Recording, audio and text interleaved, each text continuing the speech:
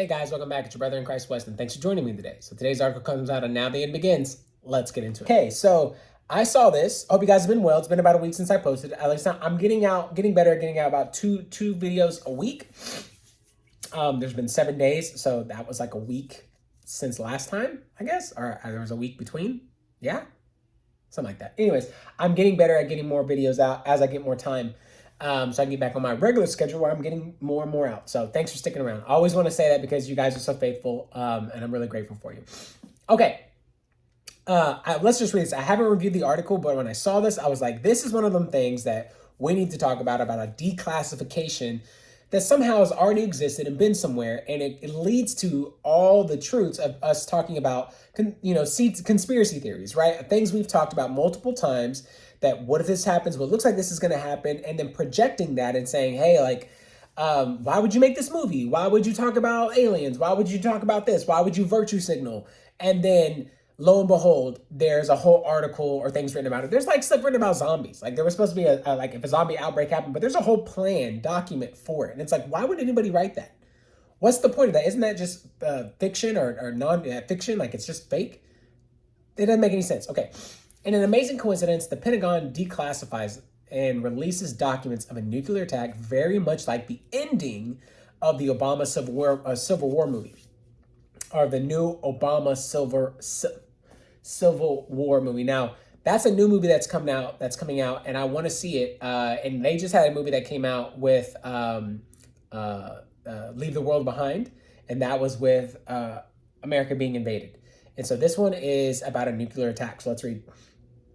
The day of a nuclear Armageddon, newly declassified documents reveal in a macabre, minute-by-minute detail what the end of the world would look like, just like in Obama movie Leave the World Behind, right? In the closing scene of Barack Obama's Civil War movie Leave the World, oh, that's that one, okay. There are two things taking place. First, and the main thing is we see two of the movie characters standing in the woods, Long Island, right at the water's edge. If you haven't seen it, sorry, it's going to be spoilers. Go watch it anyways.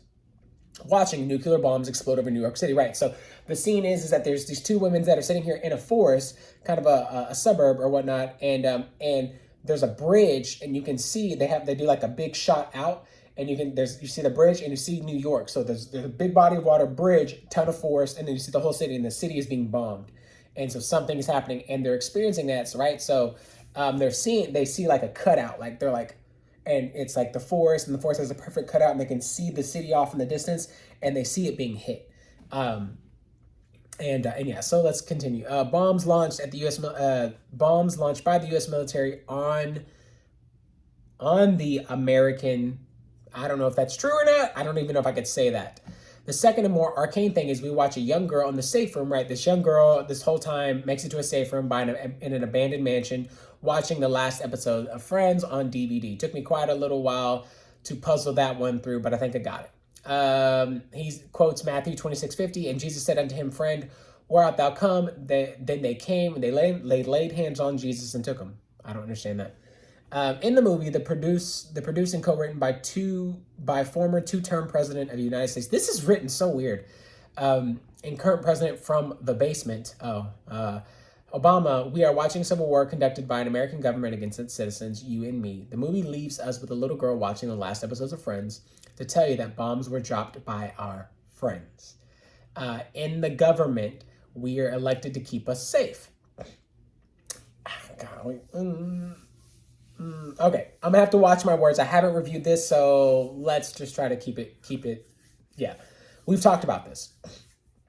America being the actual person that moves everything, right? That is being Babylon, being the one that is pulling the strings, that's starting everything, that's instigating everything, right?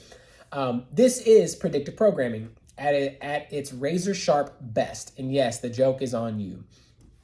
Consider this: the first I'm saying silver instead of civil. The first Civil War movie fought in America happened in 1776. What we call the Revolutionary War. Americans fought against the British, but those British were our blood brothers and sisters. It was the Loyalists against the Patriots from the same families who were divided. America was an English colony. Benjamin Franklin worked for the American Patriots. His son William, a loyalist for the crown, fought and killed Americans. How crazy is that? America's second Civil War happened in 1861 between North America and South. Ever notice how God does things in threes? I have, and you can bet your bottom dollar the Third American Civil War is not only on deck, but walking to the stage as you read this. And then it says, a nuclear strike on the Penta, I'm not even going to say that, is just the beginning of the scenario of the finality of which will be the end of civilization as we know it. From the Daily Mail, the story of the moments after a nuclear missile launched is based on facts sourced. That doesn't make any sense. From exclusive interviews and presidential advisors, cabinet members, nuclear weapons engineers, scientists, soldiers, airmen, special operators, Secret Service, and goodness gracious, emergency management experts, intelligence analysts, civil servants, and others who have worked on these macabre scenarios over decades. As the plans for the general nuclear war are among the most classified secrets held by the A, B, C, D, E, F, G, H, I, J, K, L, M, N, O, P, Q, R, S, T, U, S, yeah, us, all right, govern. The scenario postulated here takes the reader up to the razor edge of what can be legally known, declassified documents obfuscated for decades. Fill in the details with terrifying clarity. Ugh, this is not good.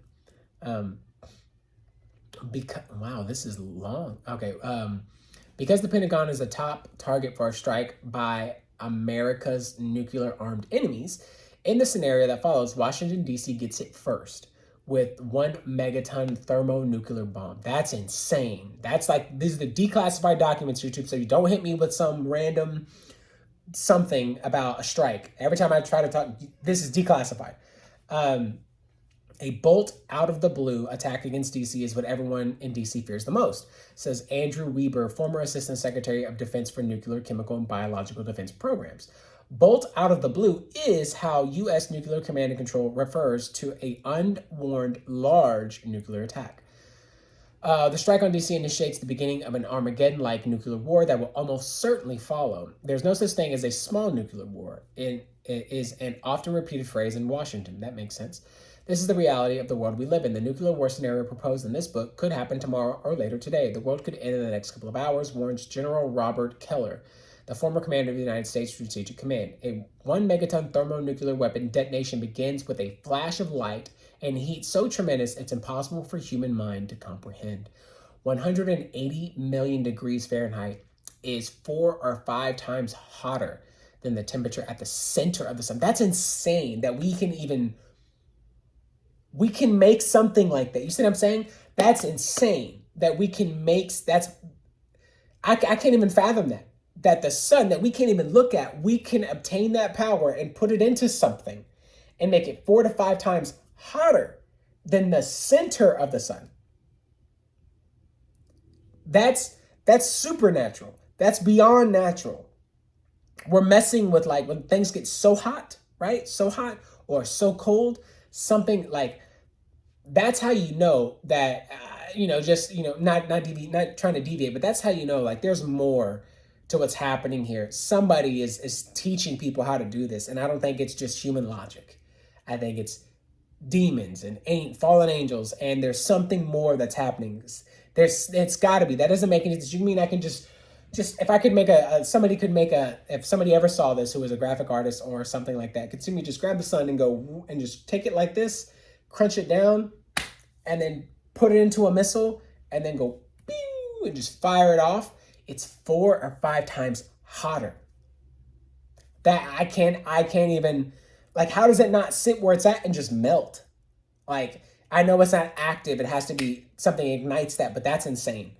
The first fraction of a millisecond after the bomb strikes the Pentagon outside Washington, D.C., there is light, soft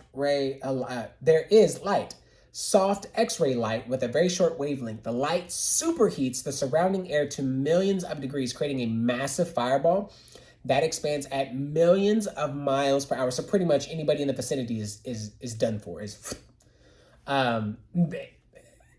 Expands millions of miles. Wow. So that's like you could just hit US and everybody's gone if it's millions of miles. wouldn't that cross continents at this point? Within a few seconds, the fireball has increased to a diameter of a little more than a mile. Its heat so intense that concrete explodes, metal melts, or evaporates. Stones shatter, and people instantaneously convert into combusting carbon. This 5-story, 5-sided structure of the Pentagon and everything inside of its 6.5 million square feet of office space explodes in superheated dust, all the walls shattering with near simultaneous arrival of a shockwave. All 27,000 employees perish instantly. Not a single thing of the fireball remains. Nothing. Ground zero is zeroed. I mean, I guess that's an easy way to go out. I wouldn't mind going out like that because it's faster than this. Before I can even touch my fingers or even the thought, I'm done for. That's insane. This is a document. This is a document about what this will look like. I don't know. But we'll look more into this. This came out 3 days ago. Check it out for yourself. Let me know what you think. The ending, man, it's a lot to wrap in. And but it doesn't seem implausible. It just makes sense that this would happen. I feel like America is the puppet master of what we're talking about here, and that they attack themselves to have something else come out. We've discussed this so many times, to have some Bible prophecy that shows up where Antichrist shows up, or we truly are a good guy in some sense, and we will just be completely wiped out. We've talked about this. Where's America in end times? Where are we? This could be us. We're done for, right? We're not here. We're not a player. That's why we're not mentioned. Or we're not mentioned because we're too busy attacking ourselves, right? We're too busy fighting ourselves, and everybody else is dealing with actual Bible prophecy, and we're a part of the prophecy that doesn't even get involved in that because there's nothing we don't